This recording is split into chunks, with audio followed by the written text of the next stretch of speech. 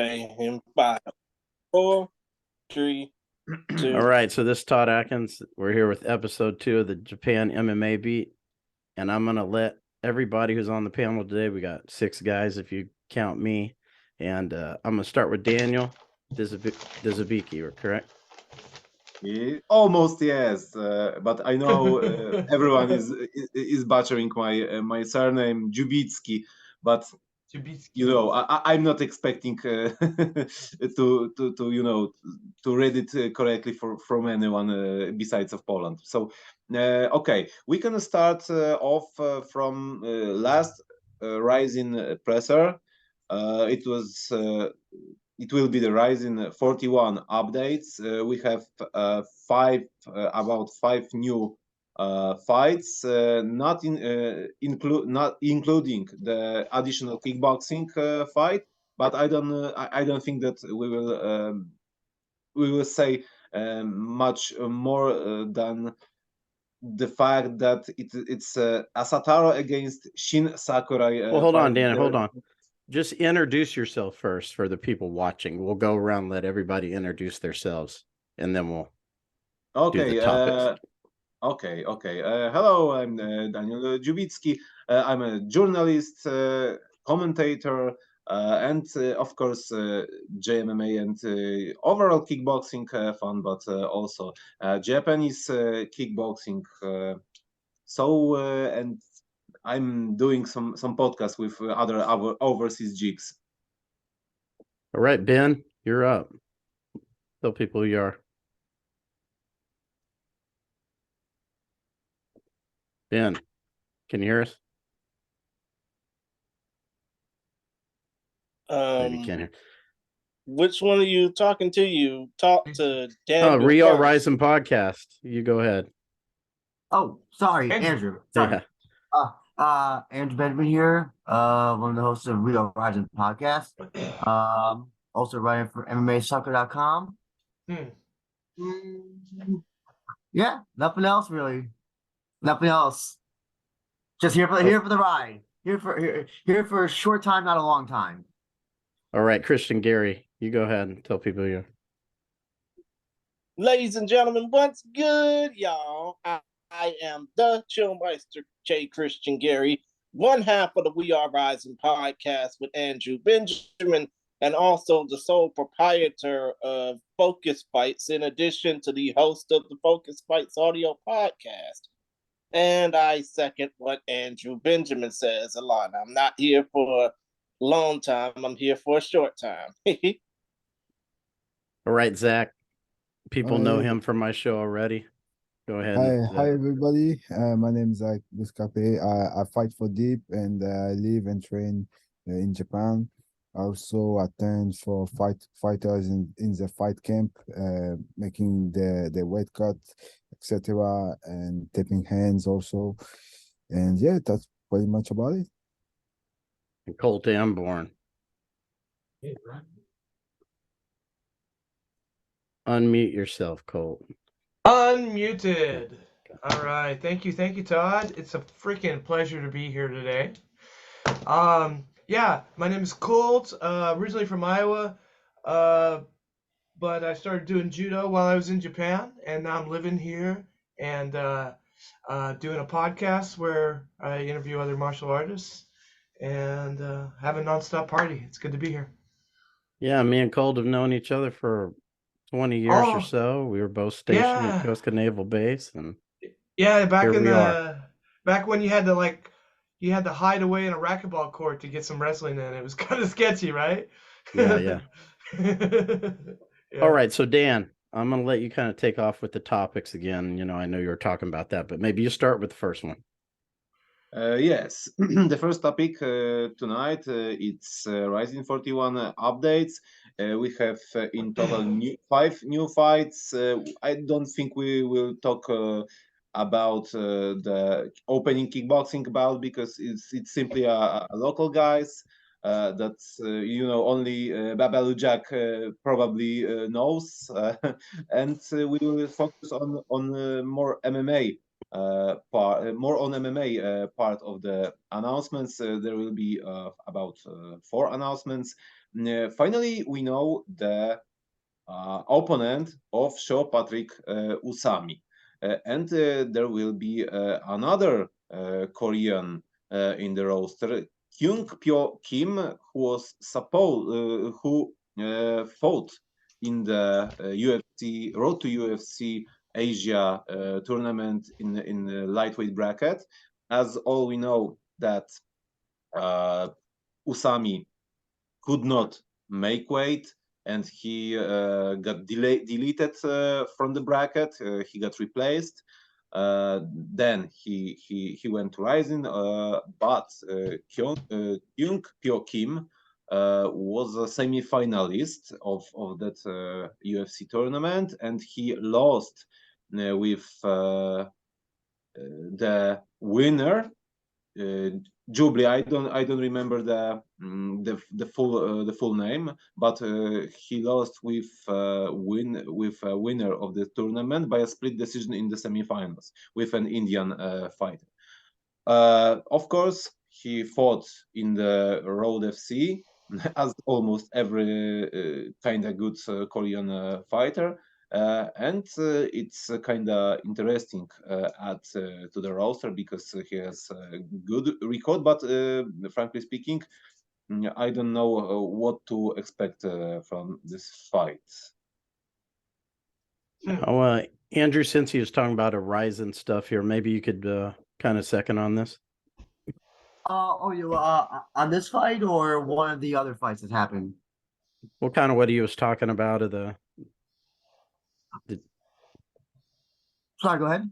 no, what he was what Dan was talking about just now. Oh, okay, gotcha.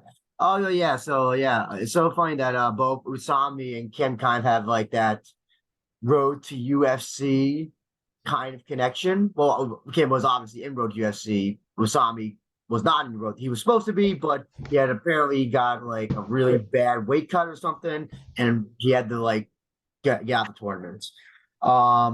It's interesting though that we're seeing a lot more Korean fighters come to Rizin, particularly from Road FC. Road FC at one point was, I would say, was the most underrated promotion, MMA promotion that was not being seen by regular MMA fans. And then, unfortunately, during the pandemic, it kind of just went to trash because they couldn't get in foreigners.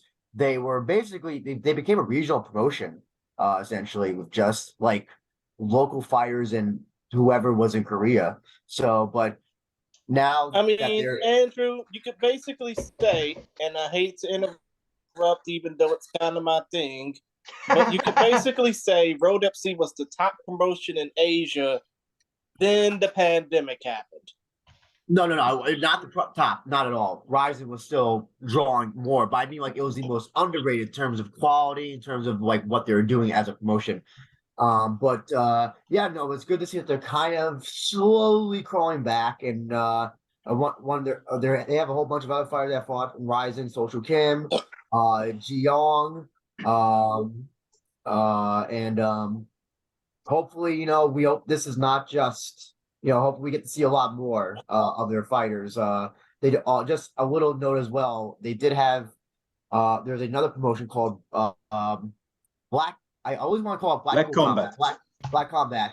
That is basically Korea's Breaking Down. Which, if you don't know what Breaking Down is, it's this promotion that Mikuru Atakura founded, and it's basically if pro wrestling and it's like you take it's not real. It's MMA fights that are real, but you're like, oh, it's like you're taking like ne'er-do-wells and people that should not be MMA fighters and putting them into MMA fights. But then you're having people like Rukia Anpo, who I think we might talk about later, having a fight against an old man who should not be fighting anymore. So yes, Basically, you can say that Breaking Down is like this promotion that I frequent called, I think, Masura now or something.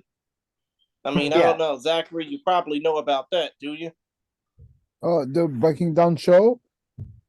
No. Well, actually, yeah, but there's also another promotion that starts with an M. I think it's called Masunarao or something.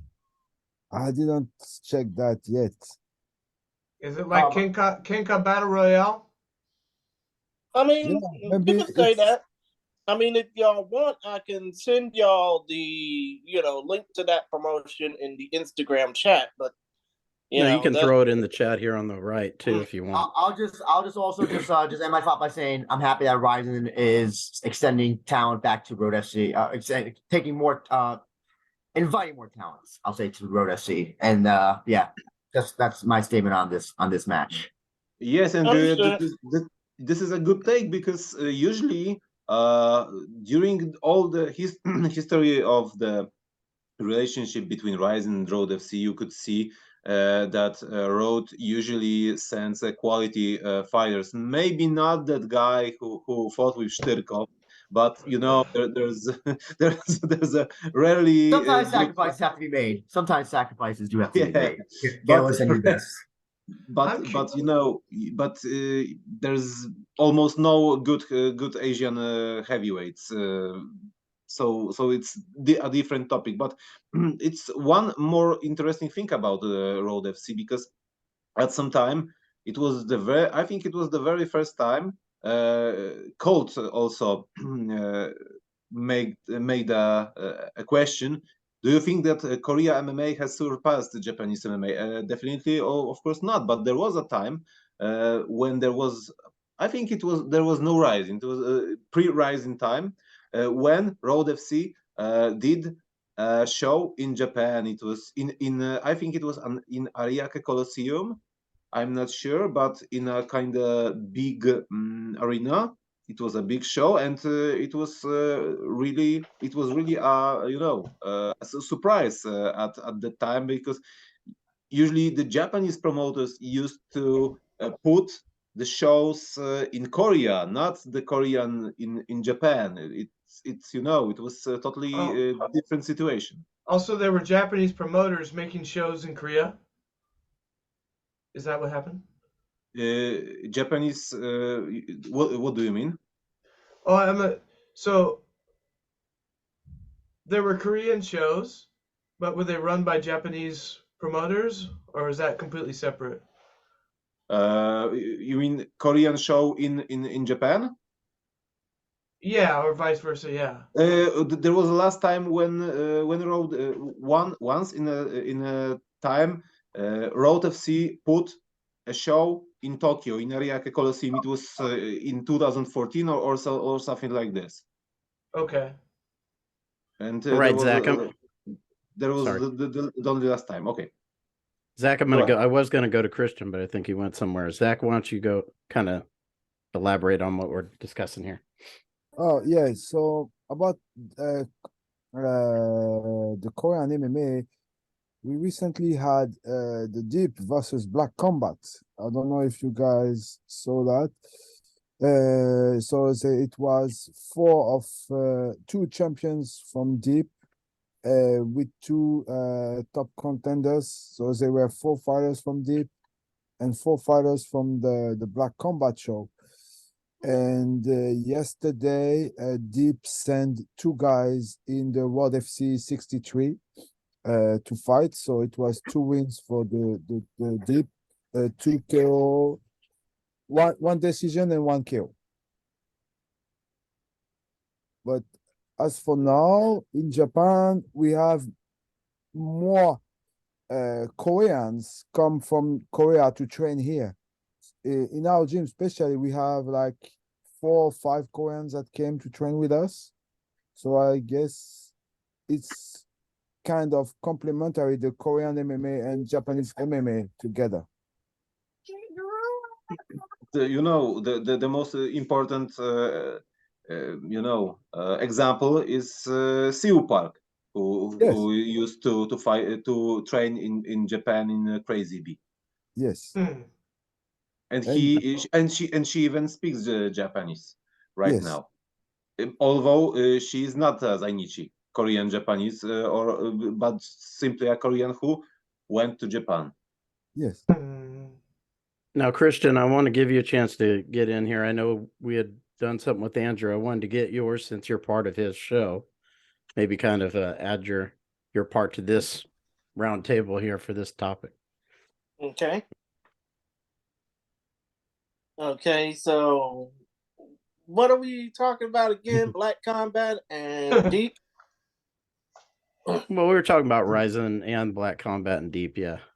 Oh, well, I mean, I can understand where, a lot of the promotions are coming from. I can understand that it's so cool to see Ryzen, bring back all these foreign talent, but also broker relationships with some of these promotions. I mean, I won't even be surprised if they end up having a relationship with Black Combat or with Road FC again. But then again, they're kind of putting all their eggs in the Bellator basket, and Bellator just had an event today in Ireland.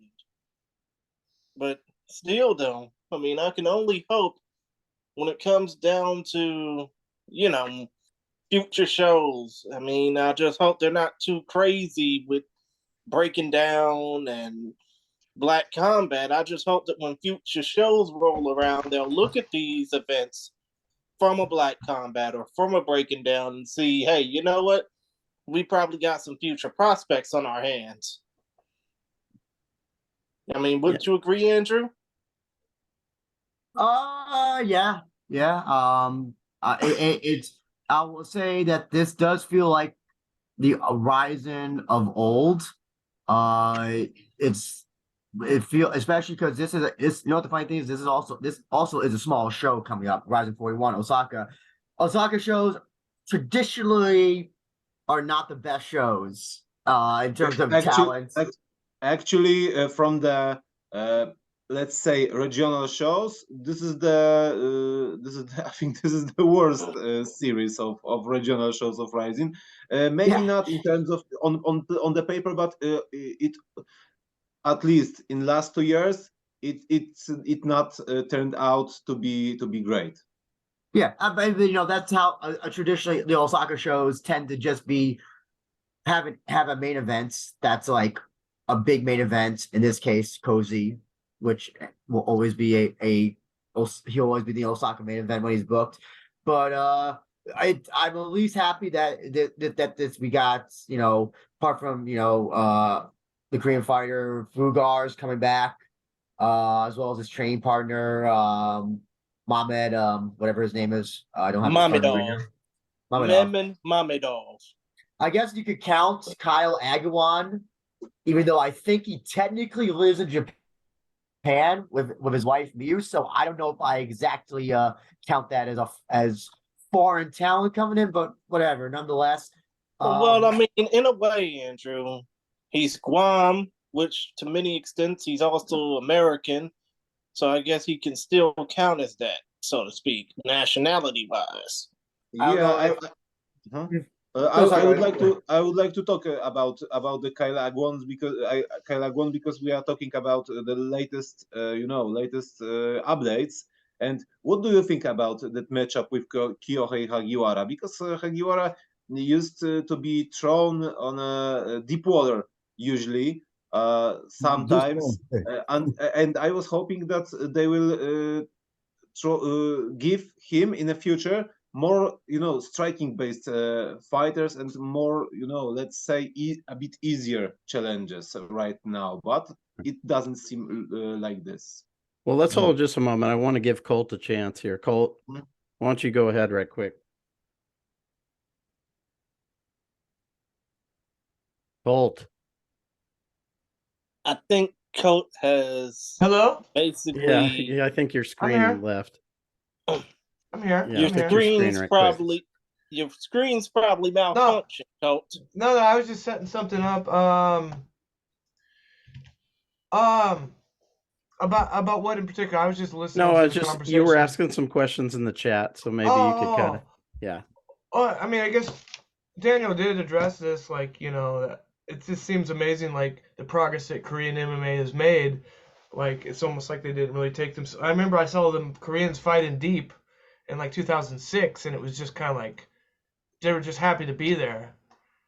But as opposed to nowadays, I don't know. I was thinking even Japan, Korea might be, surpassed Japan on the world circuit, but might disagree.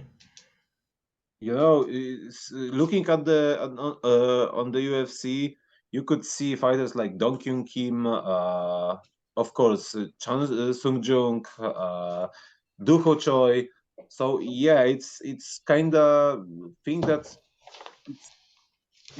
it can be right, but I don't know. This is a good question. If Korea has surpassed Japan worldwide, because personally, I think that the market in Japan is much more stronger, and still Koreans has to earn the money partially in Japan. Not is not much as in the in the zeros in the earlier years of this century.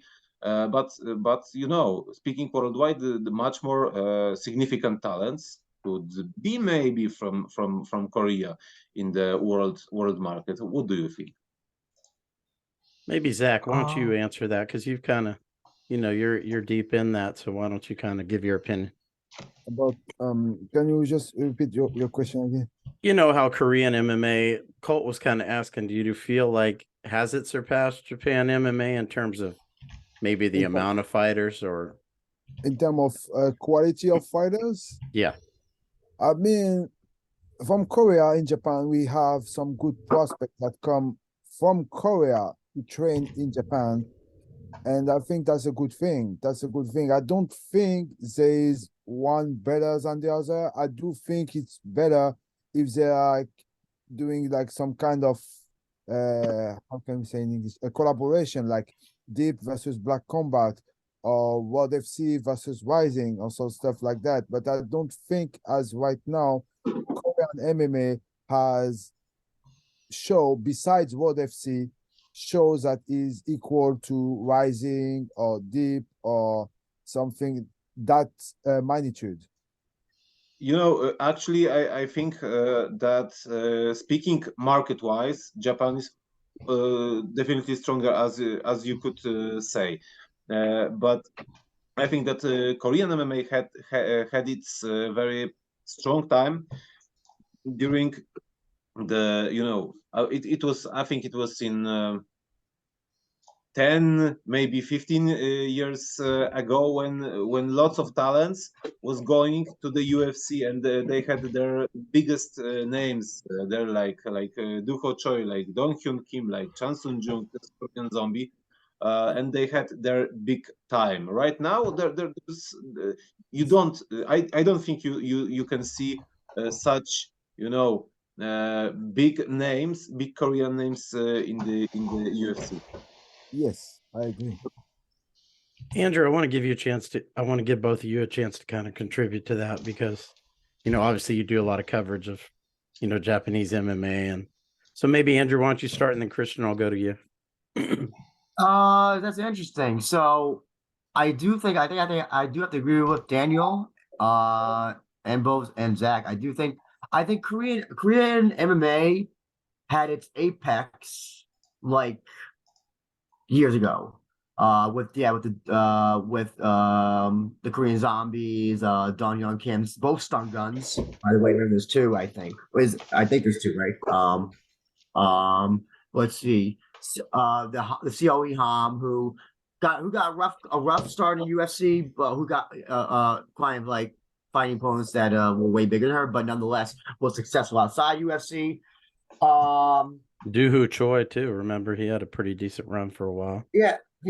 He's also been kind of like having some bad luck. That's not on account of himself. I think when it comes to talent in versus Korea versus Japan, I do think the Japanese talent is immensely better. I think the problem with Korean MMA is that you kind of really only have really two great gyms there. That's Team Mad, which is where Ham trains, and then Korean Top Team, which I think is where Korean Zombie trains out of.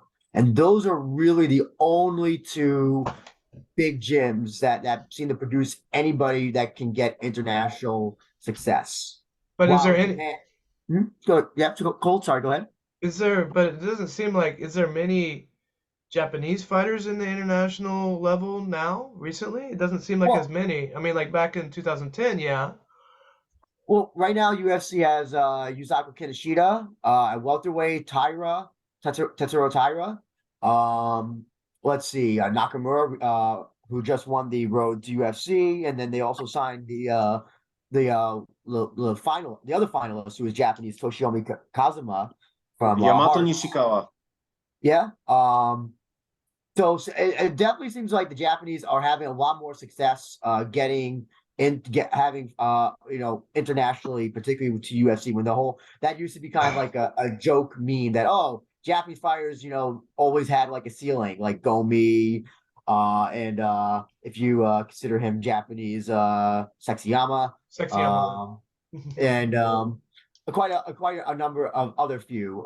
So I definitely think that Japan has definitely seen a resurgence, and I'll also put a asterisk on that a lot of them are training outside Japan, which also helps. A lot of them are going to AKA ATT, excuse me, in Florida. Some are coming to New York, some are going to AKA, but they're getting training outside Japan, so they have a better. They're broadening their horizons as opposed to what a lot of Korean fighters are doing. I see. Christian, why don't you add to this, because I kind of like to bounce you two off of each other since you're both in that Rising podcast. I mean, I can understand that as well, considering the fact that when it comes down to Korean MMA, the only star that was really, there were plenty of stars built from the whole deep relationship. I mean, Doo-ho Choi was there, the Korean zombie Chan Sun Jung was there, the Korean stun gun Dong Kyung Kim was there as well. But when it comes down to the whole Japanese UFC, when it comes down to the whole Japanese star to UFC thing, I think the only reason why people are giving it so much slack is because they know Japanese fighters will do decently in the UFC. It's just that when it comes to title fights, they're a little bit down. No, a whole hell of a lot of it down, but still, though, the fact that the UFC signed the two Japanese finalists of that one road to UFC fight, that's pretty cool because they need to get all the Japanese talent that they can. It's just the fact that when it comes down to, certain Japanese talent, they are going to have to be put through the ringer, especially when it comes down to going overseas to train, or in the case of when it comes down to myself and Andrew Benjamin talking with Hiro Taka Nakata, learning how to promote themselves better in English, so to speak. Oh, it does seem like the Japanese is still very much in their Twitter world and not necessarily they're on the same platforms as other people on the world stage. So maybe it's more of a promotion thing than a you can say thing. that, Colt. You can say that. Yeah. Zach, you were going to jump in here. Go ahead. Yeah. So in Japan, we use Twitter for communicate, and we use Insta to get informations. They don't use Facebook a lot. Back in the days, we used what we called Mixi, but that's over now. Facebook took over, and then Twitter came in, and that was it. Twitter is the tool for fighters to communicate what they want to say, and then Insta is where we all get our informations. That's how the social world is in Japan, and as right now, the direction is getting changed a little bit. Before, we could see that they bring foreigners to fight in Japan, like when it was Pride or when it was Deep or when it was Punk Race.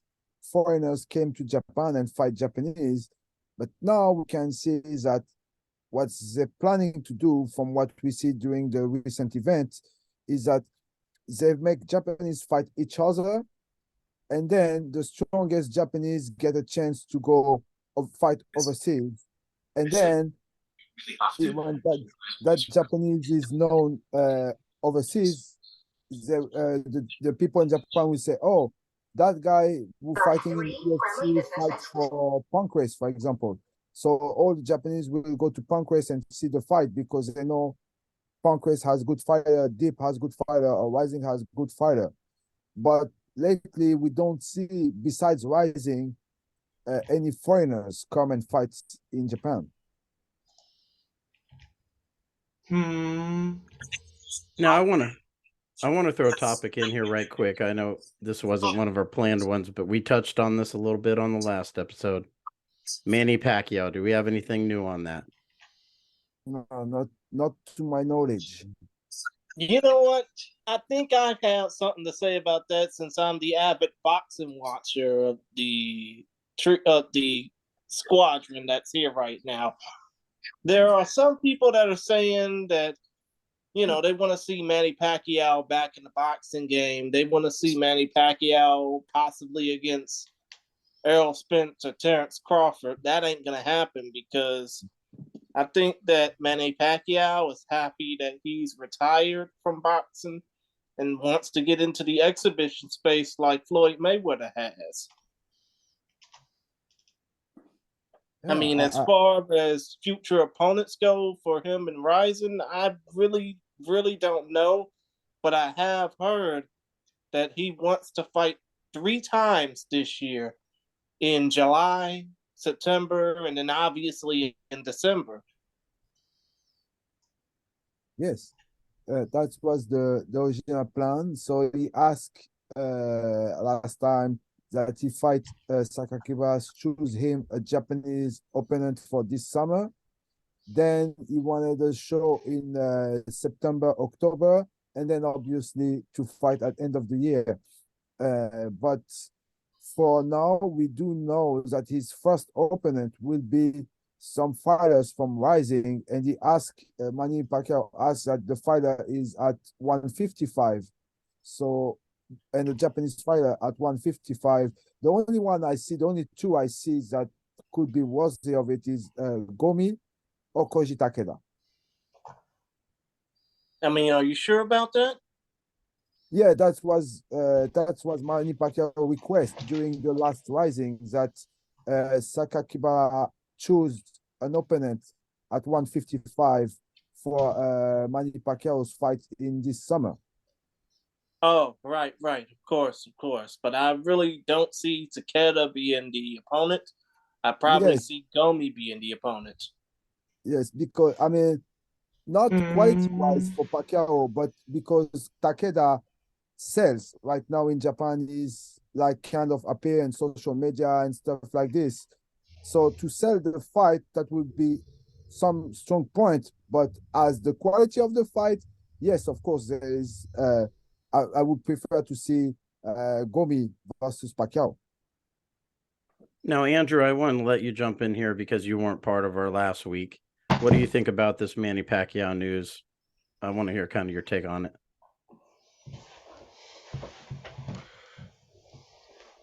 Unmute yourself. Okay. I think it's dumb. I think it's very stupid. I'm tired of exhibition boxing fights. It's dumb. It's so funny that this whole thing started in Rising, and I thought it was cool, Tension versus Mayweather, and now I'm sick. I'm sick and tired of it. It serves no purpose. It serves no purpose. The risk reward of it is, I think, more risk than reward. I got the first time, but this whole the exhibition boxing thing, which again I think is if I don't know if that Paul Fury thing is technically exhibition, but it's not. It's not going to be an exhibition fight.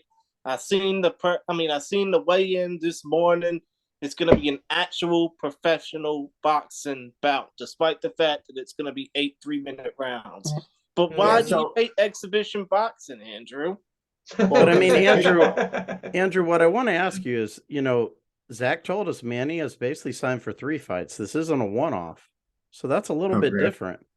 You know what I mean? Well, first of all, exhibition fights don't mean anything because they're exhibitions. So, like, there's no risk because to your record. So, essentially, it's like a non-canon fight. It makes it It'd be like doing an exhibition MMA fight. Right, sure but I'm that- saying you're with the Ryzen podcast. So I want to ask, because he signed for 3, how do you think this having 3 fights rather than him just come in and do 1 appearance? What do you think it does for Ryzen? I think absolutely nothing. Okay. Pacquiao didn't look good in his final fights that he had. I don't think you're gonna get. I don't think you're gonna get Pacquiao fans to tune in. I don't. I mean, if will the Japanese to come to see the fights?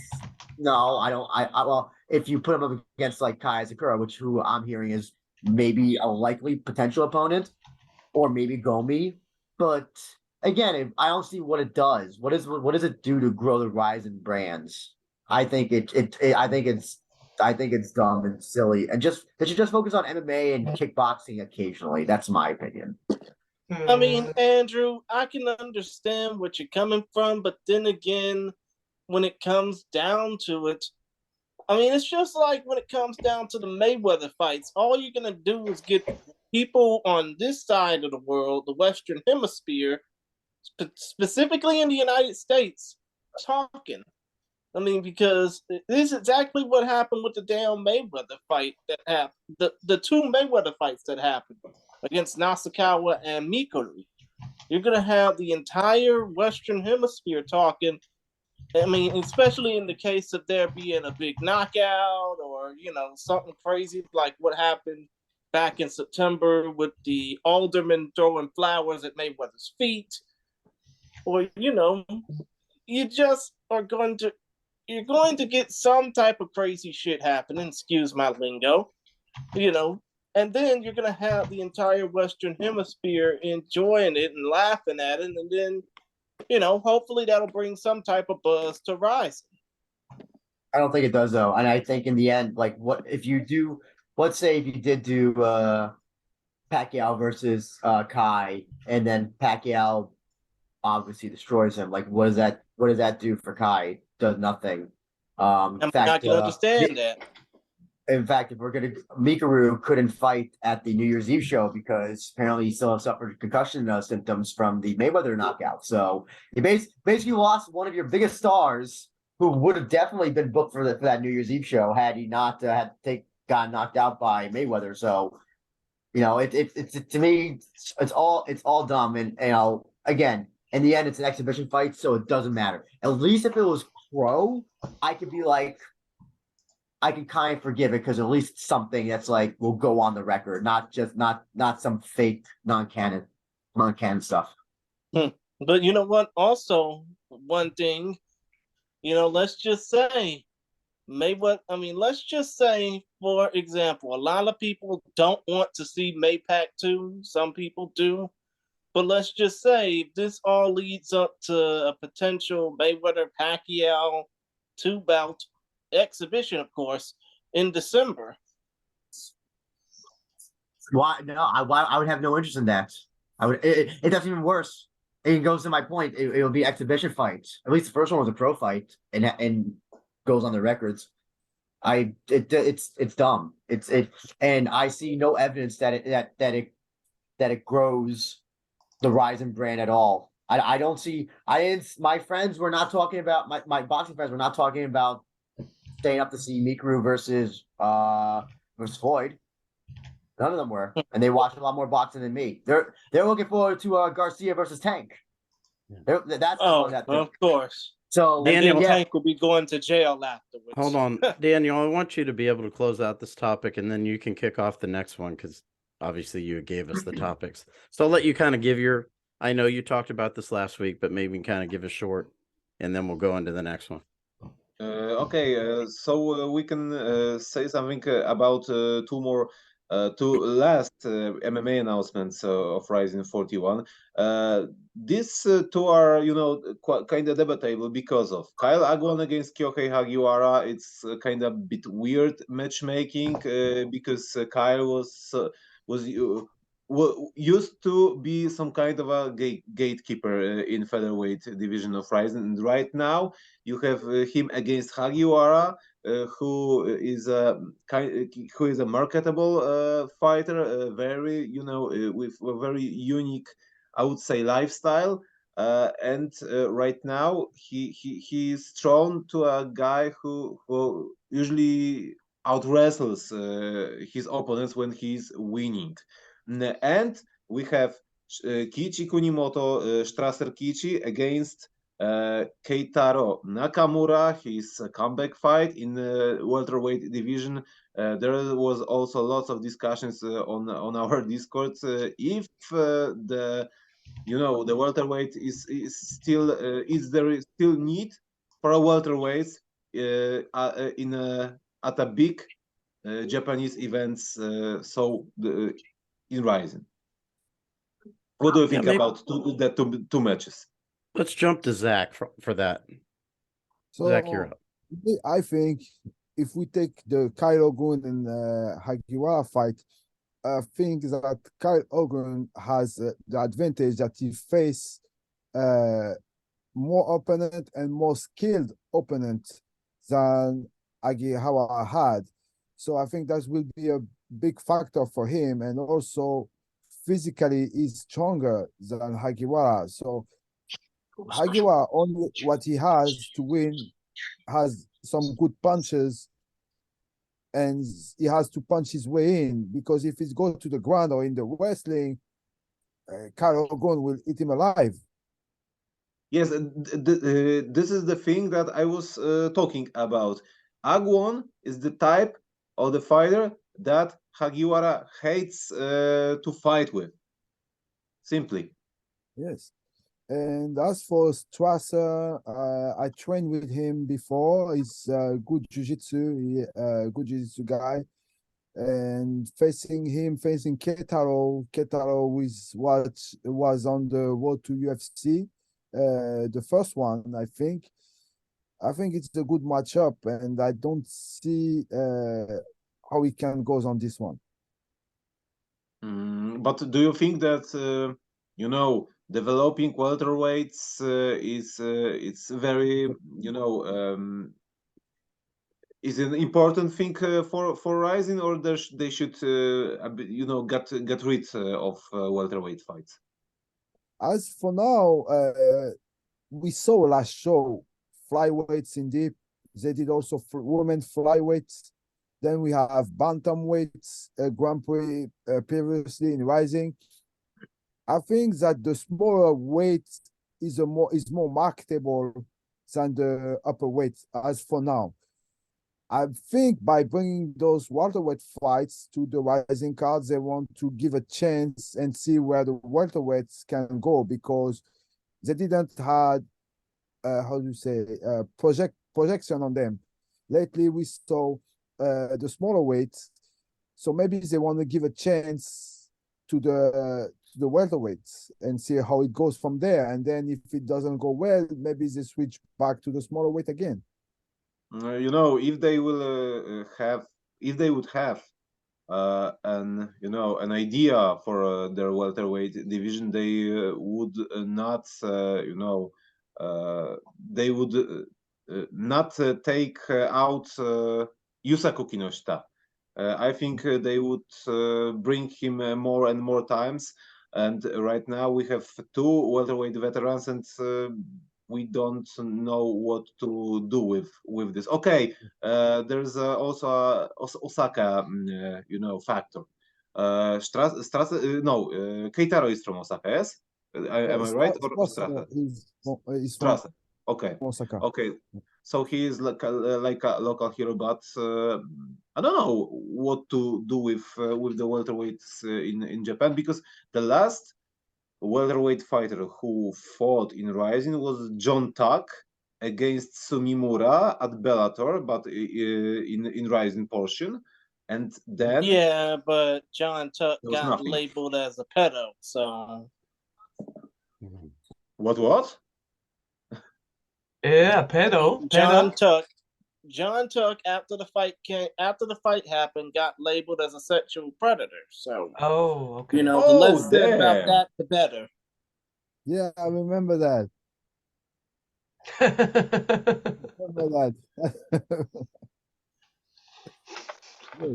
Yeah, that kind of came out of left field. I was like, I didn't even remember it.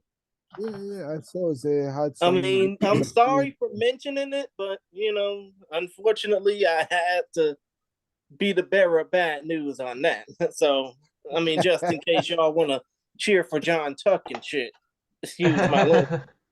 But that's good. That's a good thing to do. I mean, if it's bad news, yeah, people has to know. But yeah, he was accused right after the fight. I remember that he fight on the Rising versus Bellator card, and then just a few moments after the news broke up, it even broke up here. I mean, that automatically disqualified him from any future Rising dates or any future dates with any promotion. Did But he I get can did he get busted or anything? I mean, I think so, but we haven't talked. I mean, but it hasn't been talked about since it happened, which was like in 2019. Hmm. It is now 3+ years later, but Yeah, I didn't. still, don't. It had flipped off my radar I completely. hate. I mean, I'm sorry for basically breaking up the train of thought that we were all trying to conjure up. No, it's I quite all am right, man. searching. It's quite all right. I'm searching the news about John Tuck, and he got arrested in March 2020, and in May 21, he found not guilty in that Oh, things. I wonder if he's Oh. going to return to MMA. I But he highly hasn't. doubt he will. But I don't think he fought since 2019. I don't even remember. I can check it, but I don't think so. How do you spell his last name? Tuck, Tuck. TUCK. Yeah. Oh, just like it sounds, huh? Oh, Andrew, I typed it in on Google. I'm sorry. Oh, Colt, no, I'll jump to you in a second, but Yeah. Andrew, I wanted you to kind of jump in here and kind of respond to some of what they were talking about with the Osaka show. For sure. Let's see. I mean, yeah, it's an Osaka show. You know, you're gonna have two matches. Well, I guess I'll say this: the Keitaro and Stratsukiji match. That's a fight that should have happened years ago. I have no idea why it's happening now when both are kind of on the downswing of their career. So, I mean, I guess it's better to late than never. Kind of like with Frank Mir versus Fedor when that happened in Bellator when they were both past their prime. So I mean, that's at least a fight. 170. Unfortunately, is barren in Japan. The talent pool was basically just Yusaku Kinoshita being the best, and then him working all the old guys and Pancras. I know that Deep and Zach can probably remember the names better. So I think that Deep has like one or two, maybe three welterweights. Sumimura, Abe, and third one. Okay, Abe doesn't count because he just lost somehow to to an under 500 fighter. I have no idea how, but he lost. But yeah, so I think it's Rise's best interest to just have these kind of just one-off welterweight, middleweight if they can fights because there's really unless they want to just that's going to be their 400 division, which I guess they could try to do. But again, I think Rise is having much more success with the lower weight classes like bantamweight, presumably flyweight going forward. Featherweight, we got two very interesting featherweight matches with Poirier and Mamadov, and Hagiwara and Aguilan on this show. So I and lightweight to a degree. So yeah, I don't think that welter this to me this is just a showcase match. This Strasher Kichi Keitaro match. Keitaro, I don't even think is even fighting full time anymore because he's got a gym with his wife, Shizuki Sugiyama. Strasser hasn't fought since I think last year in a Rise show. So yeah, I With think Abe. Rise. It was Abe. Oh my god! Well, yeah, right. It was Abe. So yeah, I think that Ryzen focusing on the lighter divisions bears much more in their favor, in my personal opinion. But speaking about Rising 41 card, it isn't finalized yet because in March we will have a bigger presser with probably which will probably finalize the 41 card, and we will know the first matches of the next two shows, the two Tokyo shows, the next Landmark and the 42 show. But speaking about 41, I don't think it will be that bad as Rising 34. Yeah, it was half. It was really long card, and half of them was kickboxers, usually local kickboxers, and the second half was MMA. And MMA part was very bad. Kickboxing part was really good, but MMA speaking, it was a really bad event, and I don't think, and I don't believe that it will be that bad. I do have to give a shout out to at least one of the kickboxing matches. That's not Cozy and Catfish. The one fight I really think you guys should look forward to is the Attack on Yuki versus Cerberus Kimura kickboxing match, because they're basically the top. They're basically the top Osaka regional guys. So basically, they're taking the two top. Those two guys are the top Osaka regional guys in kickboxing, and they're facing each other in Ryzen. Deep Kick is not doing it. None of the other promotions have done it. So Ryzen's got it. So that's a fight that I think is going to be actually the best of the kickboxing matches, in my personal opinion. Yes, I think you are right. And if we will compare these two cards, the proportions are a bit different. In Ryzen 34 card, you had very long card with half MMA and half kickboxing. Here is much more MMA focused. You have kind of good matches, maybe not high profile Japanese speaking matches. I mean that, for example, I have to take a look. Mehman Mamedov against Yusaku Nakamura wouldn't headline any event in Japan, or would be on top 4 bouts in I would say Saitama card, or maybe Mamedov Keramov against Horie. It's a really good matchup, but for in Saitama conditions, it would be like on a middle of the card, not on the top of the card. But it's in my opinion right now on the paper, it's solid sports wise. And I'm kind of optimistic before this card, which isn't finalized yet. Remember about it. Who the hell else can they add though? They got Hagiwara, they got Cozy. I don't know, like Nakamura. They basically have the three top guys from the Osaka area. I have no idea who else they could possibly add at this point, other than like some. Unless they're going to add more kickboxing matches, I really can't think of who else is like most probably because Yoshiro Maeda finished his career. Yeah, Maeda finished his career. From the gym, we have no one scheduled for this Rising 41. I didn't hear anything. Nice. Okay. Colt, you want to add anything? I know you've been watching Tension and Gomi there, but do you want to add anything to this Horizon discussion? I actually think that looks kind of cool to see that you're watching the fight down there in the corner. Yeah. No, I was just taking it in. I'm actually haven't been as knowledgeable about Ryzen lately, so I'm just learning. Yeah, but I was like, I wanted to check that out. I didn't know Tenshin fought Gomi, and I was wondering how Gomi was doing because I haven't seen him since like he knocked out Tyson Griffin or something like that. So I had no idea what he was up to. Oh, he's fought quite a bit since then. But do you have any question about the Ryzen? Maybe you could ask one of these guys, or you have any questions? Oh, well, I did have a question I was wondering about, and I was just learning about this myself, about like breaking down. Like, you think it's like this format is like good for martial arts or hurtful? I mean, in a way. Hold on, Zach was going to say something. Let Zach go ahead because I know he had. Okay. He had talked about this a little bit in the chat. Let him go ahead and do this right quick. So here is the thing. In Japan, breaking down our dreamers, they not watch as a rising or fight show.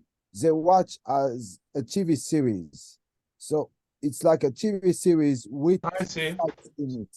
It's not like how do you say a fight show. It's like they're shooting the fighters, like kind of the Ultimate Fighter show, but with more, should I say, drama in it, more storyline in it. Does it hurt the MMA Japanese scenes? No, because there is some prospect in there. Then it's good for that prospect to showcase his talent to a massive audience, because a lot of people watch Breaking Down is they don't watch especially MMA. They're not fight fans, hardcore fights fans. They watch it because it's easy to watch on a member and stuff like that. But to my end, no, it doesn't hurt MMA like the how you say the exhibition boxing Jake Paul thing. No, it is not to that extent. Oh, okay. I see. I was curious, it seems like it could get more people interested in fighting or knowing that, hey, it's not as simple as we thought, or it could just like encourage other people that shouldn't be training to do it too. So I was wondering if there was a moral question to it, but I enjoy it. I have no problem with it, but I was Andrew, I think you got some background noise, I think. Sorry. Yeah. Christian, go ahead. I know you wanted to jump in here on this. I mean, to be quite honest, I mean, if I wasn't looking at, breaking down from a fight fan's perspective, like a regular fight fan's perspective, I would just basically say it's more like those old tough man fights from back in the day, like the 90s and 2000s. But still, though, but at that time we didn't know what we know now. Yeah, of course. Of course we don't now, because we got all these damn celebrities trying to be fighters. But still though,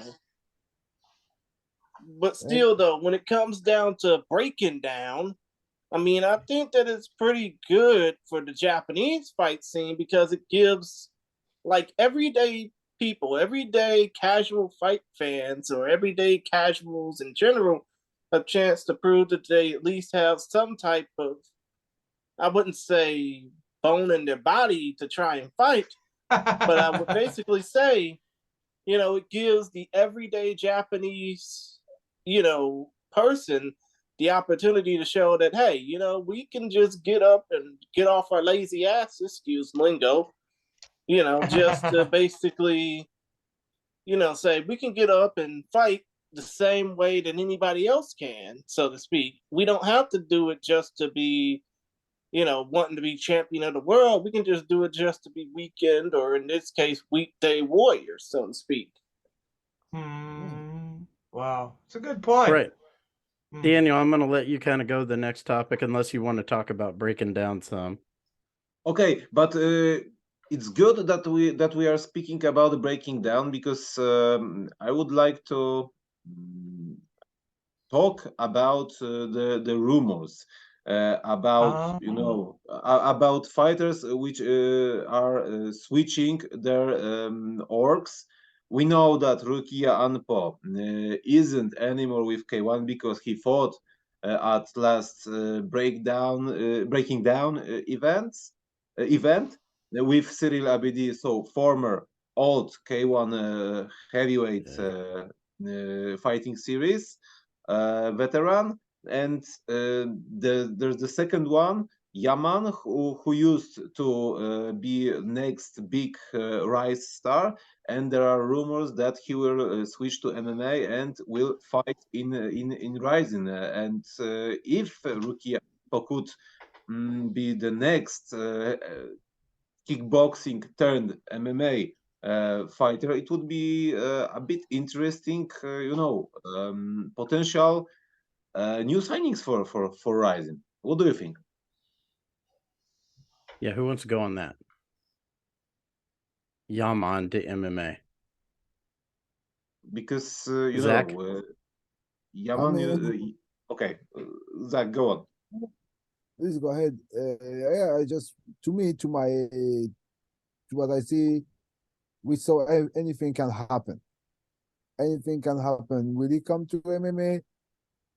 Of course, there's some chance, because they just like if that makes sense, but I don't know. I really don't know on that one. He used to fight in the OFG matches in Rise, so simply a kickboxing matches, but with open finger gloves, so MMA gloves, let's say. And he's kind of interested in this kind of fights, and I think in MMA he should be good. I don't know how his wrestling skills are, what's his level in wrestling, and with kind of reasonable matchmaking, not like Hagiwara against Agwon, but reasonable matchmaking, he should be really entertaining fighter. Maybe he would receive also kickboxing fight offers from Rising from time to time. I don't know what to think about Anpo, because he could go to Rise, but also we know that Knockout is doing their own big show in the beginning of March, and Knockout used to take all unsigned fighters who are not under contract or K1 as well as Rise. Or so maybe this is the next step for Anpo, but he could do MMA as Yaman could potentially do. There are also rumors about this. What's next for the next for the former K1 champion? We don't know yet. Andrew, I want you to jump in on this. You and Christian will do this one, Yaman to MMA. We were kind of talking about this off the record, so maybe add you're going to have to unmute to do it, Andrew, but yeah, we can kind of jump on it. Unmute.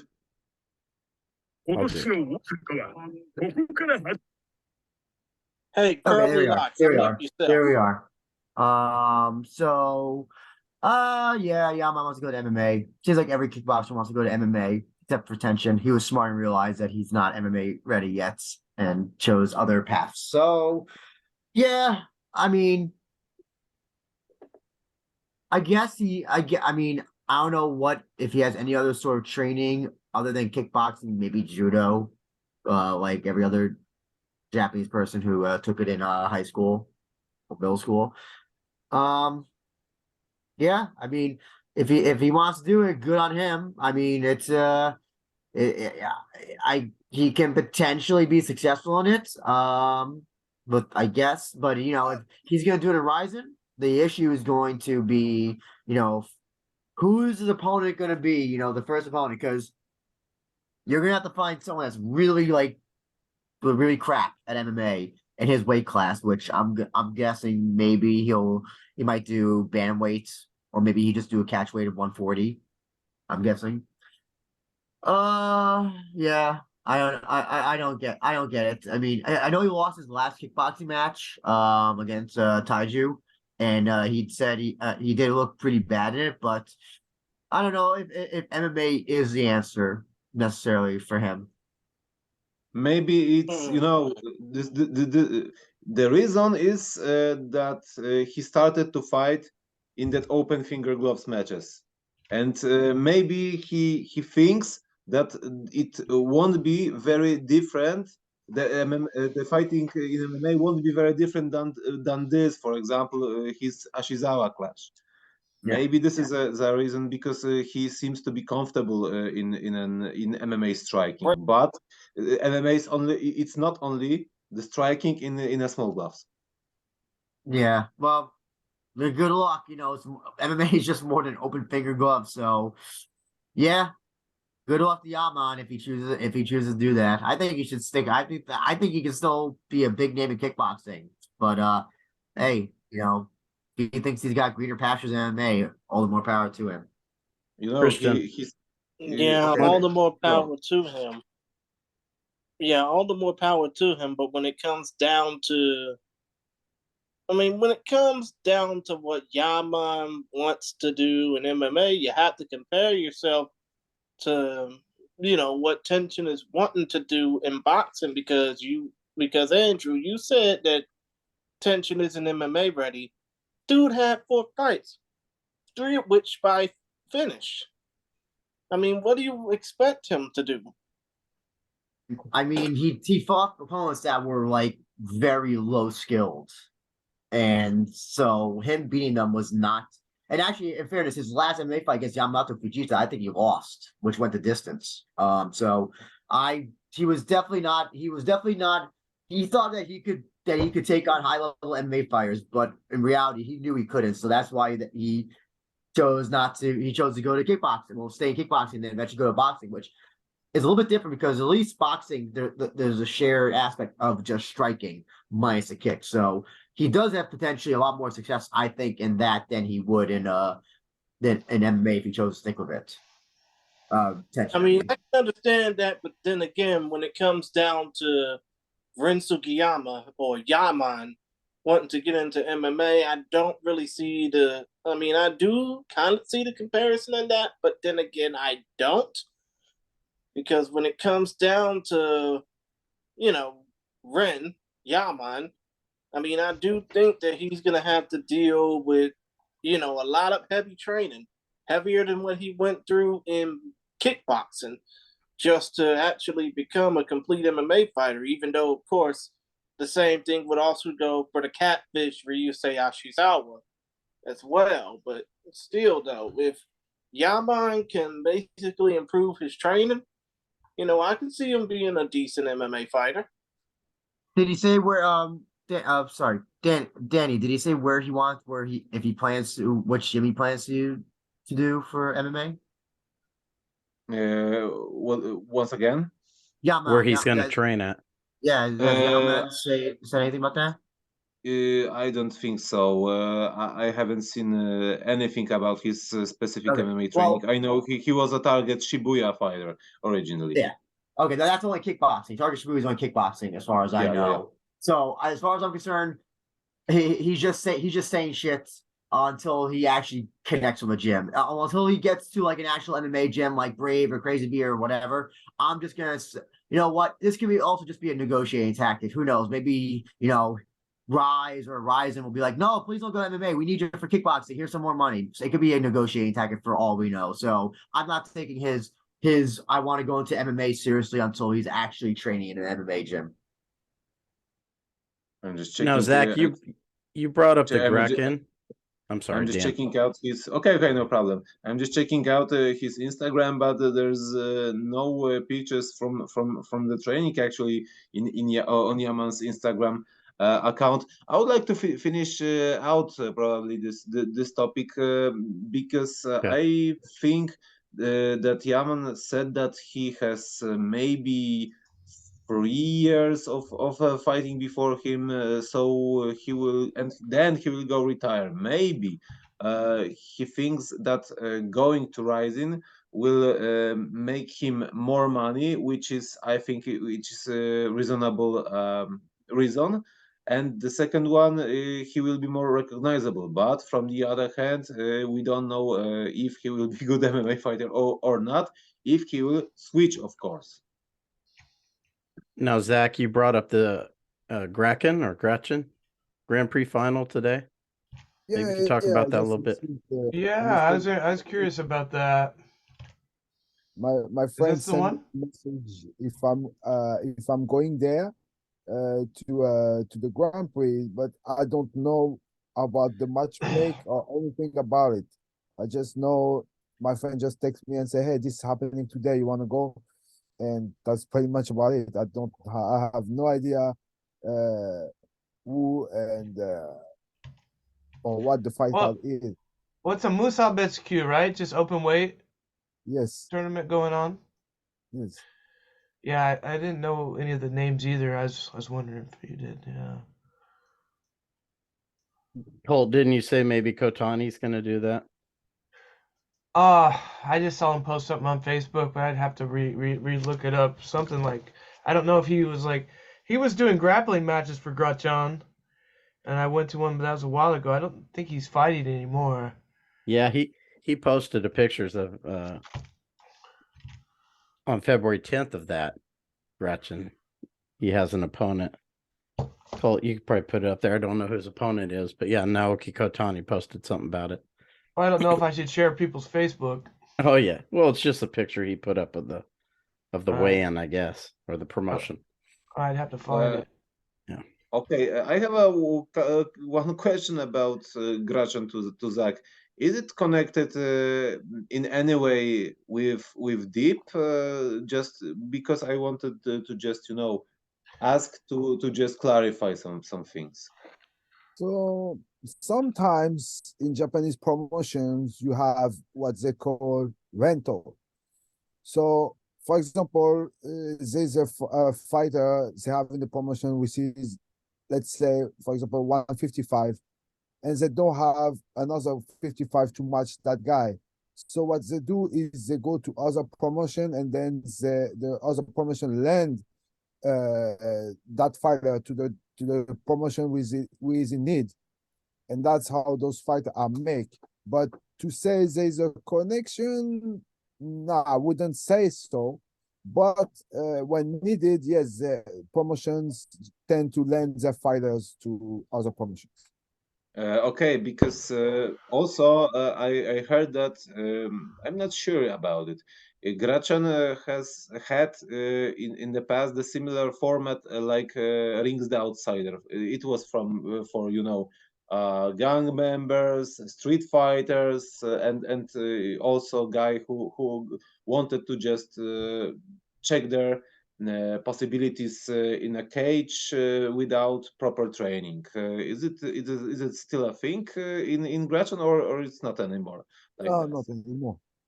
No, no, now it's like this how to say, some lovers and stuff, but is if you're looking to those kind of fights, you have to look to Kenkajima. Have you heard about it? Oh, is that where they're on the platform where they fall off into the dry ice and shit?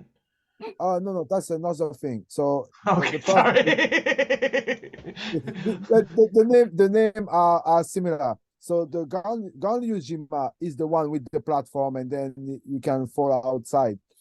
Okay. But the other one is Kenkajima. That's the one who for street fights. So just fights like like people who just from gang and stuff like that. That's why they're fighting, and that's called Kenkajima. It's how is it saying in English? Bare knuckles fights. or bare knuckle.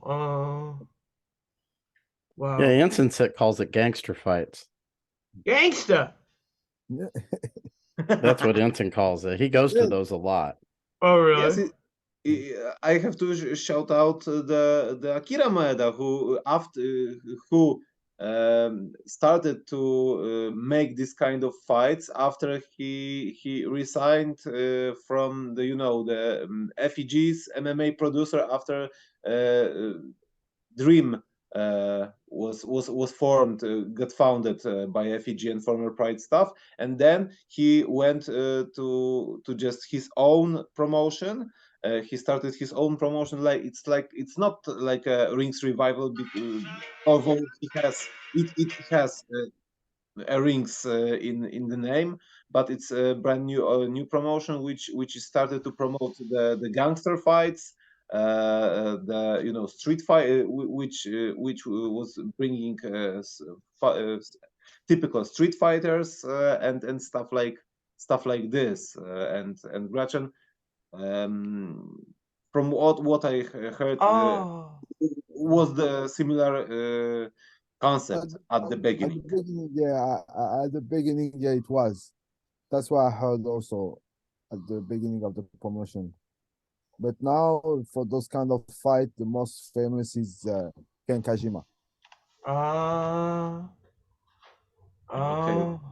Uh, Todd, I would like to move just if anyone has to say something about it, so we can listen. But if not, we can move to the probably last topic about next Bellator Rising moves, because Sakakibara said that two Mm. Bellator fighters will fight in Rising in 2023, and who I can mean, I it will hate to be? Hold interrupt. on, Christian. Let him finish first.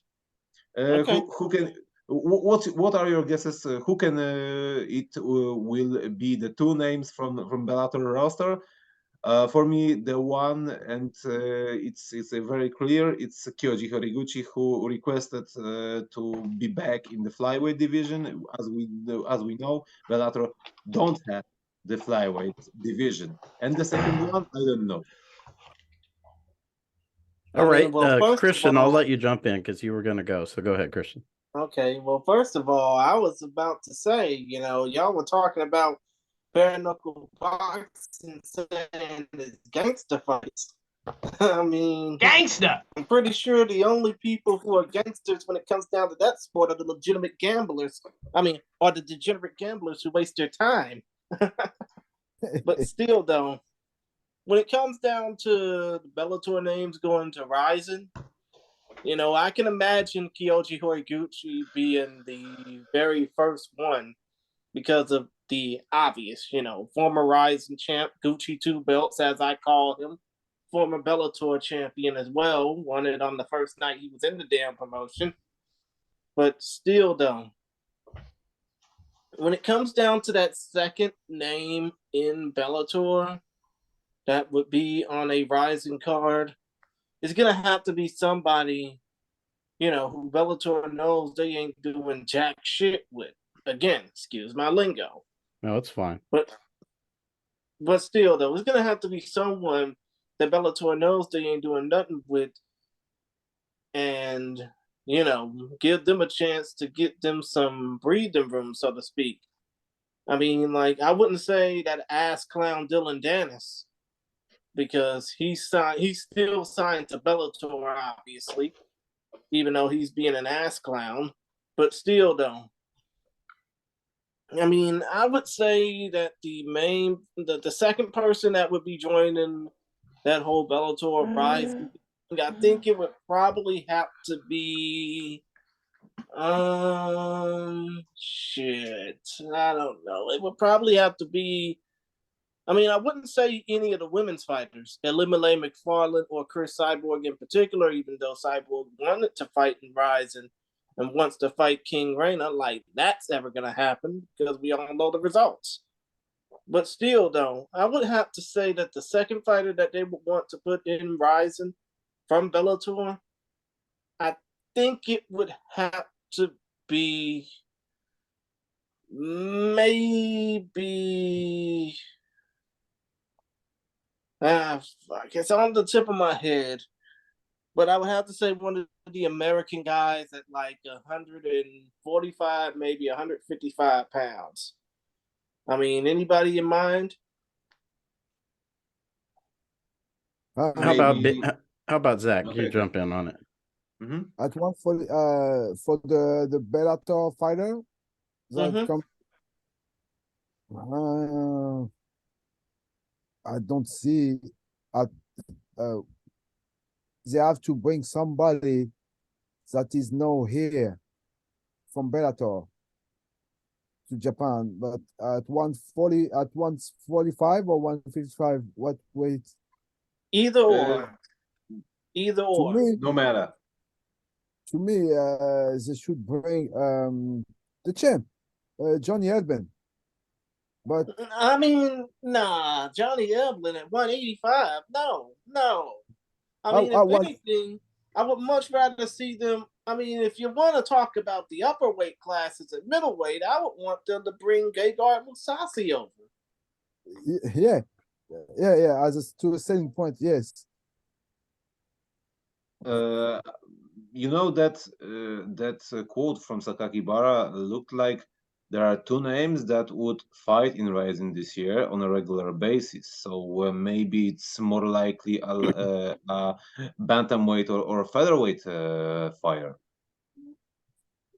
I think I mean, it would And make I'm sense sorry. because even though they want to bring in Juan Archuleta for a title fight at 145, I don't think that's gonna. I mean, at 135, I don't think that's gonna happen outright because you got so many names both on the domestic side and the international side at bantamweight 135 that want to be in the running for that bantamweight title. Same thing But goes for featherweight at 145.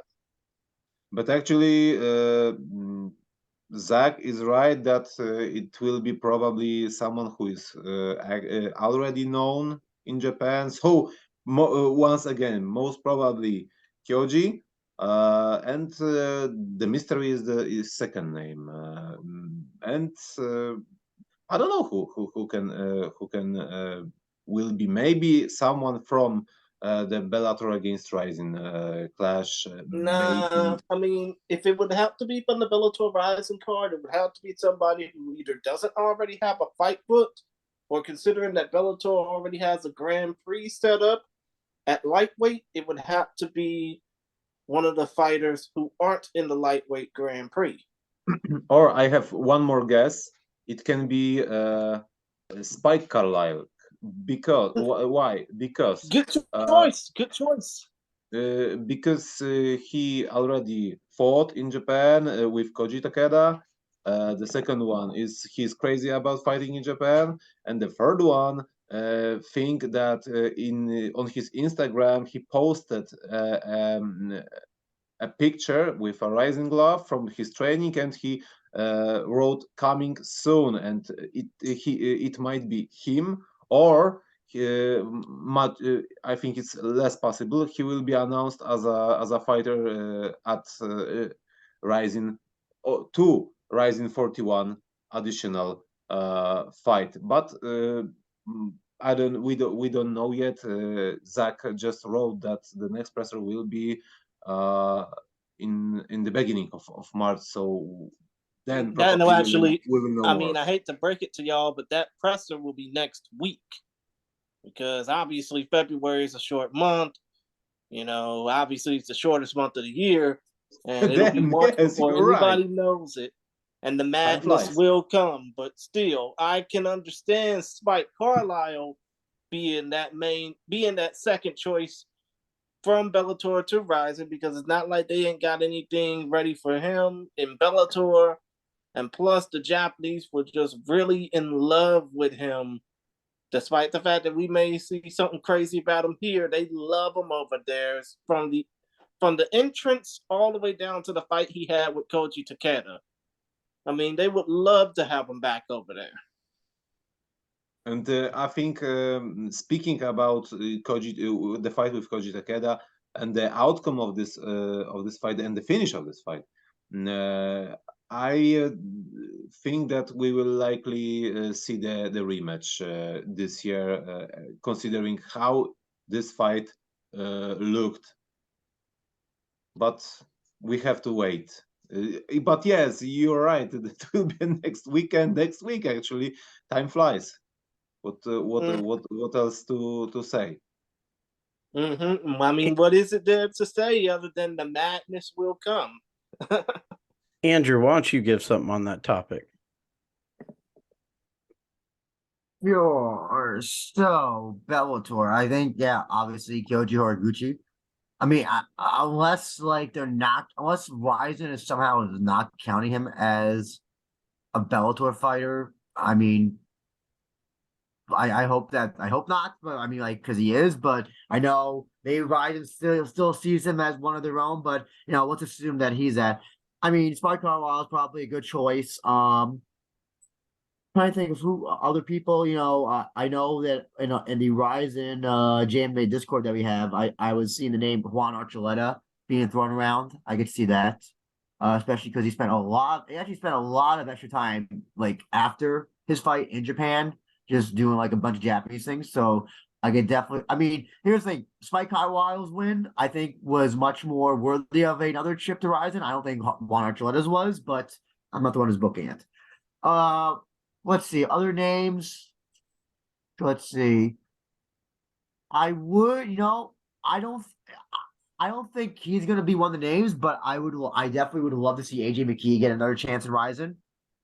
In fact, I know that he's at a lightweight now, but I would love to see him be in the featherweight division in Ryzen. I think, if Ryzen ever decides to make a title or GP or whatever in Ryzen, I would love to see AJ McKee be a part of that lightweight Grand Prix. But I also know he's got to deal with the Bellator. No, I'm sorry, he's not the Bellator lightweight Grand Prix. I'm sorry. But I don't. I would love to see AJ McKee come back as well. I'll throw in one other name. Let's see. I know the name Johnny Eblin. Someone who said that before. Who said Johnny Eblin before? Zach. Oh, Zach. Johnny Eblin would be great, but unfortunately, there's just nobody in middleweights that I can't think of anybody. There's like unless you bring up like international opponents from like Russia or Mongolia or whatever. Yeah, there's nobody in Japan who I think would be able. I mean, come to think of it, Andrew, if you do bring in Johnny Eblin or even Gegard Mousasi for that matter, either it would have to be a free agent that ain't signed by any of the major promotions, or it would have to be a gimme fight, so to speak, against a fighter against a damn it, I'm fucking up my damn mind over here. Excuse my lingo, but still. Basically, it would have to be either a big name free agent at middleweight or a gimme fight against somebody of lesser skill. I think also the other issue as is with Johnny Eblin, he's a champion. I don't know if Bellator would be so ecstatic to send their undefeated champion over to Ryzen to face whoever. That's just my guess. Actually, it hasn't been any middleweight fights in Ryzen since 2015. Yeah. So it's highly doubtful. And I don't think Johnny Ebel's gonna increase the is gonna bring the middleweight revolution to Ryzen. Unfortunately, maybe he could fight Samurai Mark Khan. Yeah, I also thought that I think I saw somebody say Goichi Yamauchi should have a fight in Ryzen. Thinking that he's at 170 now. He's had issues making 155, which is obviously where I would assume that's where you fight in Ryzen at that weight division. There's really nobody at 170 that I think would be a compelling fight in Japan. But if you could somehow make lightweight again, I think there's a lot more compelling fights that you could definitely do with Goichi Yamauchi and Ryzen. Like I'm trying to think like off the top of my head. I almost said Yachi, but no, that would not be a compelling fight at all. That's a good point you brought up about Goiti, though, because he has ties to Japan, obviously. Yes, yeah, he speaks English, he speaks Portuguese, and he speaks Japanese. So listen, he's got three languages. That's great. And he's got the connection to Japan as well. I think his brother. Does his brother still fight in Japan? I feel like he has a family member who still fights in Japan, or like for Pancreas or something. Maybe Zach. Do you know, or am I having a Mandela effect moment where am I gaslighting myself? Who was it? Oh, Goichi Yamauchi. Doesn't he have a brother who still fights in Japan? Or had a fight in Japan? I think so. Yeah, I think lately in jiu-jitsu, but I'm not sure. Okay. Yeah. So Goichi Yamauchi would be one of those other ones. Potentially that I think would be great if he fights at lightweights, not at welterweights. If it would be Goichi Yamauchi, it would be let's say signing very one championship style signing, because what one does. They are searching the fighters all over the world, but with Asian descent, and then they are putting the flag of his descent. So if we have, I don't know, maybe Tan Lee, who used to be their featherweight champ. He is actually an American citizen, but he had the Vietnamese flag of South Vietnam. So it's kind of funny I how doesn't the they. Satoshis Yeah. do that as well? The Satoshis, even though they were born in Brazil, they basically have been at this point living longer in Japan than they have been in Brazil. I Mhm. think I think at one point they did put I the Japanese mean, flag next to Satoshi's name. yeah, they do the same thing for Kleber Koike Herbst as well. And I mean, by the way, Don Lee is from the United States, specifically from the New Orleans area. But still, though, I get what you mean when it comes down to the Souza brothers and Kleber Koike. They're Brazilian first, but they're Japanese born. Well, they're Japanese bred, so to speak, to the point where they're naturalized citizens. All three of them. But from the other hand, Satoshi Ishii fights in K1 under Croatian flag, so it is what it is. Colt, Unfortunately, you can thank and blame Mirko Kokop kicking his ass for that. Colt, do you have something you want to add to this, or any questions you have on that? Unmute yourself. Damn it, sorry. I was just looking up the Grachon 60 you sent me. Yeah, and I apparently Kotani was on 59, so he was on the last one. And that's the funny thing about having friends in combat sports. You know, you see the Facebook post like, "Hey guys, I'm doing this competition. It's gonna be great." And then you're like, "What happened?" Well, if you didn't hear about it, they probably lost. Oh. You know? So I looked Yeah. it up. It's like, oh, okay. So yeah, that's the end of that story. Because I thought he was grappling, but it wasn't. It was an MMA fight. So maybe we should stick with grappling. So Daniel, you said we were going to close it out after this one, or maybe you want to start. Maybe like each of you could do kind of a last statement.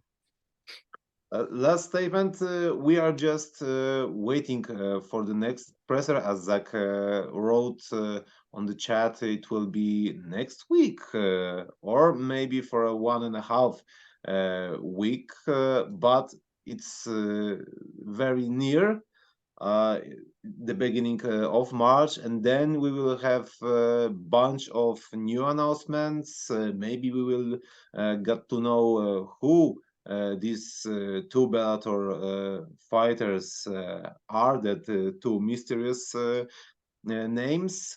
We will know much more new matchups. We will have finalized Rising 41 card, most probably, and maybe some new dates of the shows. We was talking about it on the last episode, but it's as we said before, it's not the full list, the full schedule.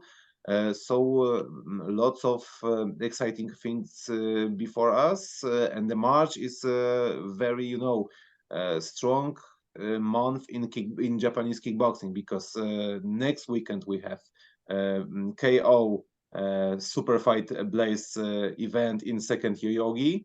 It's it's their biggest event since, I don't know, Bushiroad times, so maybe since 2017, 18.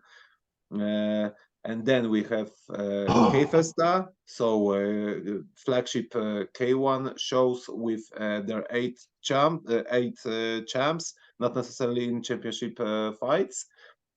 In Yoyogi, but the first one, I think. And then we have Rice Eldorado, so the equivalent, Rice equivalent of K Festa. We know that that Rice and both with K1 has its anniversaries, so we can expect lots of very good things in March, especially from the kickboxing side. We know that Rising kicks off their season on April 1st, but as I said before, we will know I think we will know lots of different very interesting things next week, or maybe in a 1.5 week. That's all. Zach, last statement. Oh, a last statement. I couldn't hear you. Yeah, just last statement. We're signing off the show. Last statement. Oh, okay, so I think March also, as Daniel said, will be a strong point because there's many events. Shuto also is throwing an event March 19, which I'll be going because I have my teammate defend his belt, strawweight belt, Joe Alai. He will defend his belt on March 19. Then there's Deep on the 25th. And I think, yeah, from March is going to be more announcement and more stuff going on. So I look forward to it. Andrew, last statement. Oh, let's see. I don't know. I don't know. Never give up. Follow your dreams. I don't know. Let's just And train there's some hard. good stuff. Sorry, what was that? Train hard. No, yeah, I mean, stuff that's happening with We Are Horizon. Obviously, we'll be previewing the April 1st card, coming up, their first show of 2023. Yeah, funny that Rise is starting pretty late this year. I'm not so sure why. That's why they have their show so late. But I mean, 2023 so far looking good. Deep Jewel show was great. That just happened. Deep has their tournament. They're finishing up their flyweight Grand Prix. I think in a few weeks, Zach. Is that correct? Is that the show you're Yes, talking about? it is no the next show of the Grand Prix should happen sometime in May or June. The final for the flyweight will Okay. happen in May or June. Gotcha. And then Pancras has two back-to-back shows next month as well. So Yes. excuse me. So yeah, yeah, there's some great stuff to be looking at. And make sure to check out We Are Rising podcast on YouTube and Twitter. Bolt. And I think I can second Andrew Christian, go ahead. on. I think I can second Andrew on putting over the We Are Rising podcast because he really doesn't even know how to close out his own show. That's why I'm pretty much. That's why. He goes there. That's why I'm pretty much the guy that closes out the show, Andrew. If you want to follow We Are Rising podcast, you can do so on Twitter at We Are Rising Pod, WeAreRizimpod, all in one word. Or when it comes down to my thing, you can check out Focus Fights, at Focus Fights or at Focus Fights AUD, which is the Focus Fights audio podcast that I happen to be the host of. But yeah. Oh, and also you can follow me on Twitter at ChrisGary92 and at ChristianGary1992 on Instagram. But still, though, when it comes down to, Rising, I think all we need to look forward to is that press conference that's going to happen next week. Not this upcoming week, of course, but next week. I cannot wait to see what's going to happen with Rising, and considering the fact that for us here in the States, it's WrestleMania season. We're going to be chock full of guests on both ends, not just for We Are Rising Pod, but for the We Are Rising podcast, but hopefully for my podcast, Focus Fights Audio. But, still, I cannot wait to see what transpires out of this Rising press conference that's going to happen soon. And, I can just hope that the fight scene in Japan is something of interest to everyone, even if they're not followers of the Japanese fight spear. And by the way, Zach, Andrew said if you happen to catch up with Hirotaka Nakata, tell them that he or we said hi. Of and course. And you know what, Colt? I think it's all down to you now. You got anything to put over? Yeah, we saved the best for last, Colt Amborn. Oh, great. Well, thanks. Yeah, thanks. Super blessed to be here. I'm gonna do some research on Grachon because I thought they had some fun show last time I saw them, but maybe I'll see what happened on this. I'm interested in this open weight tournament. See how big guys in Japan are developing. Yes, cool. You have a member? A member? Yeah, Ameba. Oh, The Ameba. channel. Yeah. Oh Yes. no, I Abema. haven't set that up yet. No. Oh, I don't have so- any cable. I do everything online. no. It's free. You just go on their website and you can watch the show. It's free. You can watch at 4 o'clock. Gratchan starts 4 o'clock on Amemba TV. I Oh, put the link. today? Yes, I put the Really? link in the chat, Oh, thank and you. Yeah. then it's today. Oh, Uh, that's awesome. Yeah, I'd love that. I'd appreciate that very much. Yeah. And check out And I Colt's mean, podcast. for Check us, Yeah. out it'll Colt's probably show. be for us here in the States, that'll be around 2 a.m. Eastern, 11 p.m. Pacific. Oh, cool. Cool. And Colt, why don't you plug your show? Oh, well, my Twitter is Judo Nomi Podcast right here. And that's on Twitter. But my Instagram is Dojo Rats. Dojo Rats 319. Yeah. Nice. Yeah. And you can learn to do the Kamehameha.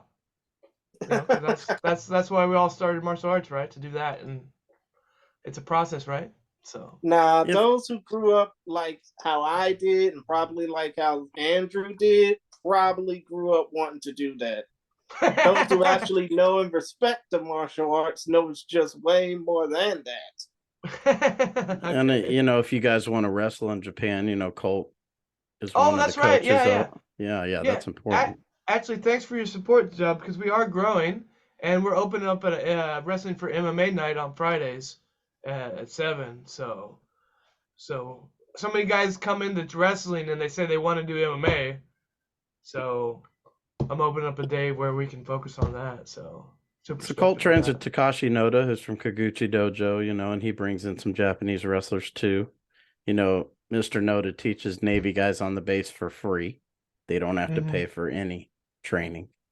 And he's been doing that for a long time, you know, and that's what we were doing back in, 2002, 2003, you know. I was there 2002 to 2005. So, yeah, they were training us as a small group of guys, only about a dozen of us, you know, on any given night. Well, that's But, amazing. And we had to pack up the mats like every night too, right? Now Yeah. they got they made like a martial arts area where they do Yeah, taekwondo and BJJ and all kinds of noise. So it's amazing how different it is now. the gym they have on base is massive, you know, huge. So Yeah. Hmm. way different than what we were training in. We trained at the high school, you know, after Yeah. hours. Yeah, I used So- to have to meet up with Mike Molina and throw down some mats Yeah. in the racquetball court, and he did like a go-go plata, and that blew my mind. Yeah. Yeah, but now they just do. Now people train out in the open. They bring their kids. It's Yeah. crazy. Yeah. Anyway. But I really want to thank you guys for taking time to do this. You know, I think it's important that, like Andrew said, and like Christian said, Japan MMA is not getting the push that it used to, you know, and I think it's important that we do coverage, and you guys, I know Andrew's been doing a ton of coverage forever, and then having the opportunities to do this, you know, I think it's let's good. just say I can understand that, and thank you for giving us the platform. Myself, Andrew, Colt, everybody that actually tunes into this and doesn't think that we're just six dudes talking out of our asses about something that nobody really cares about, because there was once upon a time when Japanese MMA was the most talked about thing in combat sports. And we just hope that with this type of coverage that we're trying to give, we can beat some of the actual mainstream fight media heads to the punch when it comes down to this stuff. Yeah, guys, Nice. I mean, I appreciate it. I think it was another great episode, covered a lot of ground. And like I said, I appreciate all you guys taking time to do this. No problem. Yeah, party on. No, All right, thank you very so much. again, this is the Japan MMA Beat episode 2. Signing off for everybody. Take care. Yeah.